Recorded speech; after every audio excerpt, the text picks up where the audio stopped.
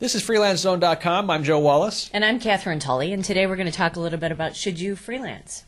It's a big question. People who read the books and read the blogs and read FreelanceZone.com and think, this is the lifestyle for me. But the real question is, when do you take the plunge and how far do you go? Do you go into the shallow end first, or do you dive right into the deep end? And those are the big pressing questions if you're standing on the sidelines looking in.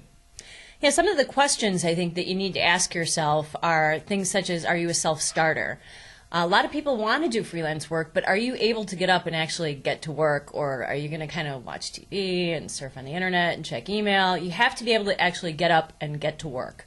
And I think that's a big, big starting point for freelancers. I do too. And one thing that I had trouble with when I first started was knowing the difference between needing to develop a routine for abilities that I already had and, knowing whether I had those abilities or not to begin with. Mm-hmm. And these are not things that you're born with. These are learned skills. And some people who don't start off as self-starters can learn how to do that, how to take advantage of their abilities, that they've been working on, not just with writing, but with organizing and scheduling and things like that. Yeah, time management is huge. I mean, you have to really learn how to be a good manager of your time. You have to be able to take care of, life things like going to the mailbox and stuff like that, and banking, but you also have to be able to schedule those things into your day so that you're still getting work completed, and that can be kind of difficult.